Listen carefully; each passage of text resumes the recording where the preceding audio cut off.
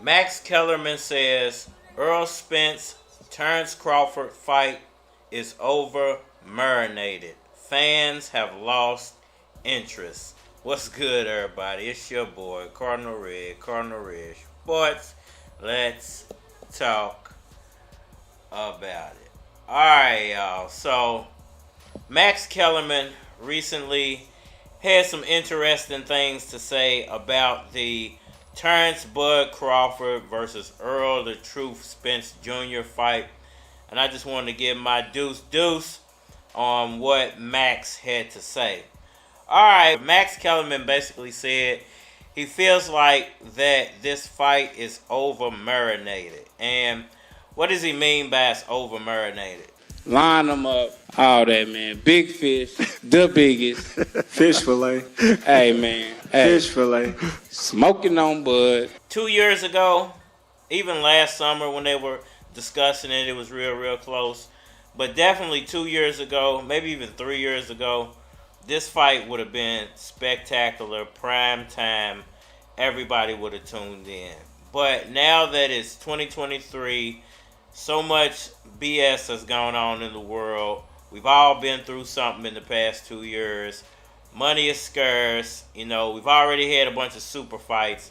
I think Max Kellerman feels like the fanfare isn't really as amped up for this fight as it should be. Well, I guess I better be going. Now, I've compared it to Maypac plenty of times in the past, and I feel like it's nowhere near the amount of hype that was built around Maypac. But there's definitely more on the line in this fight. Now, Maypac was built up as the greatest fight in boxing history, and it turned out to be a stalemate, very lackluster fight. But, you know, hey, it is what it is. Both those guys got paid really big, and it made history when it comes to sales of boxing. There's so many ways to cut a pie. And the most successful variation is the one that nobody ever knows about. I don't think Errol Spence versus Terence Crawford is going to make that type of history. Now, I do think it'll set some records, but I don't think it's going to break any Maypac records or set any records close to that. And I think that's what Max Kellerman means. I think he feels like with something this big, something this historic, you know, undisputed on the line in the welterweight division, which hasn't been done in a very long time, you would think that this fight would be selling like hotcakes. It would already be sold out in every single way and fashion, and there would be millions upon millions upon millions of people talking about it, especially in the internet age. And, you know, with the internet running things the way it does, you would think that a whole lot more people would be into this fight. And to be honest, me personally, I don't think that the fanfare is even bigger than the Gervonta Davis-Ryan Garcia fight. For some reason, I don't know why. It just seems like there was a whole lot more fanfare around that. Like, not saying that the interactions I get on my videos for Errol Spence and Terence Crawford aren't interesting or I'm not getting a lot of clicks. I'm saying that it just seemed like people were more amped up about that fight. You know, it was almost like life or death when it came to people talking about that fight. And it just seems like the Errol Spence Terence Crawford fight is just more of the same. I think a lot of people feel like that their favorite fighter is going to win. And I think that the fan bases are split. And maybe that's why the fanfare isn't so high. I think what made Maypac so special was people weren't split on who they felt like that was going to win that fight. You know, you either were riding with Manny Pacquiao or you were riding with Floyd Mayweather heavy. You know, there was no, you know, maybe this guy is going to... No, it was none of that. You were riding with one side or the other. I think in this one, a lot of people are split, even though I do feel like the true hardcore fans are riding with their guy.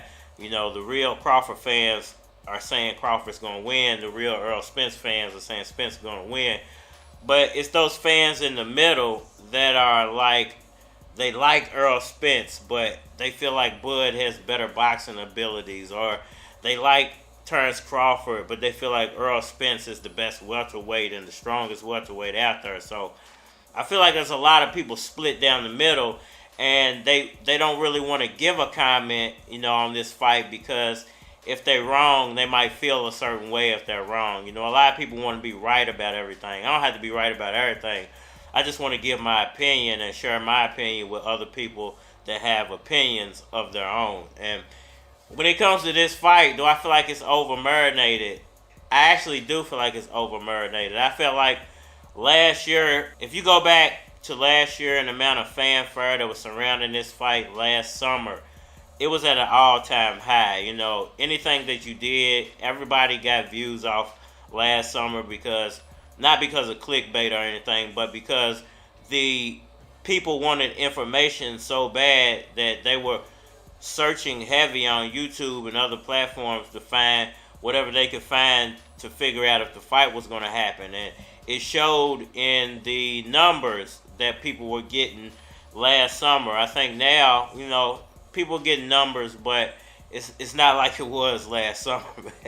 Last summer was completely crazy, and I just feel like that if those guys would have struck while the iron was hot, that they would have made a lot more money off that fight. Remember they had some deal about the back end and them getting all, I'm pretty sure all that stuff's still in there, but the fanfare was so high. Plus we hadn't had the Gervonta Davis-Ryan Garcia fight yet. We hadn't had the Devin Haney-Vasil Lomachenko super fight yet. So, I think fans can get burnt out, from super fights. And, money's not what it used to be. So, if they would have struck while the iron was hot last year and been the first ones to put on a heck of a super fight, I think they would have made a lot more money then. Ain't nobody gonna do nothing for you, nigga. You niggas is waiters out here, man. You always waiting on somebody to fucking do something for you. Ain't nobody doing nothing for you, nigga. It's 2023. Always waiting on somebody to do something for your goofy ass. That shit over with. Right. Now, I think they're going to make good money. I just don't think it's going to compare to what they could have made last year. I don't think it's going to compare to what Maypac did. I don't think it's going to compare to some of these other super fights. Strictly because these guys waited too long. I don't understand why it took so long. I get some of it that the promoters were wanting this, that, and the third. And when those two guys got together and got the promoters out of the way, they were able to make, a good agreement so they can make the fight. That part I get, but why couldn't y'all have just done that last summer? I'm gonna be back for you a little later on. You just sit down here and make go on. It's like y'all ain't have each other's phone numbers last summer when y'all was discussing all this, and whatever little tweak y'all needed to make, y'all couldn't have just got on the phone with each other and made that tweak happen. Y'all had to make us wait like 8 more months just to get the fight. And that's the thing right there that I think Max Kellerman's talking about. There's a point to where you can start to tick the fans off. For the last time, I don't look nothing like no damn tow truck.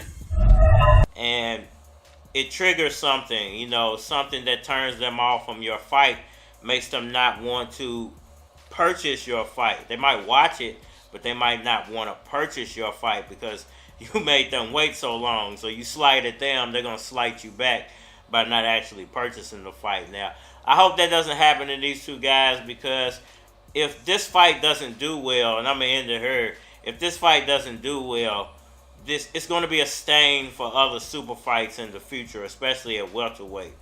And, I think already it's going to be a mess in the welterweight division anyway, because whoever gets the undisputed status, and if they move up in weight, all those belts got to be distributed out to new fighters, and it's going to take a while to get done. So the welterweight division is going to be a mess already anyway. So it's going to be interesting to see how all this stuff plays out. I just hope both of these guys put on a great performance. That way there is no black eye or a stain on this fight that can ruin it for the future super fights that are coming up in the welterweight division, like Boots and Virgil and all these other super fights. So y'all let me know what y'all think about all that down in the comment section below. That like button, fun man, share. Subscribe. Holler at me on all social media platforms, Facebook, Instagram, YouTube, Twitter. but you're more than likely to get a response on the tube. If you want to collabo, feature a product or your channel on my channel, hit my Gmail. It is aflackofcards@gmail.com. And we are Fly in a set of wings. I'm fly. Fly than you ever seen. I'm fly. Fly than them other guys. I'm fly. Fly's motherfucker. I got a plan. Better yet, a blueprint. 100,000 CDs trying to start a movement. Mama told me pray about it. You can do it. Daddy told me they won't give you shit. You gotta prove it. So I'm back with my true shit. Me against you like a bat against a toothpick. But yet I'm still on my cool shit. Calming niggas down when they wanna pop a few clips and leave your brains on your collarbone. Have your ass all gone like Carter Holmes. If you're feeling like I'm fly, you are not alone. But you a bitch, get your runway model on.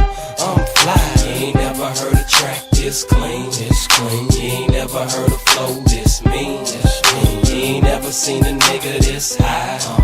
You ain't never seen a nigga this fly. Fly than a set of wings. I'm fly. Fly than you ever seen. I'm fly. Fly than them other guys. I'm fly. Fly's motherfucker alive. Show a player love when I approach ya. Bang on tracks, keep my mic in a holster. Your boy ain't missing, but his face on posters. A young, fresh nigga, bad as fly as a vulture. I stay around dead guys, try and make my bread rise. Potent marijuana, give me red eyes. And I ain't lying, you can smell it on me. I ain't let the bouncer hit it, so he telling on me. Nigga, run along and tell your homies. I don't even know your homie, I can tell you phony. My guest list keeps some felons on it. It's like my lid got helicopter propellers on it. I'm fly. You ain't never heard a track this clean. You ain't never heard a flow this mean. You ain't never seen a nigga this high. You ain't never seen a nigga this fly. Fly than a set of wings. I'm fly. Fly than you ever seen.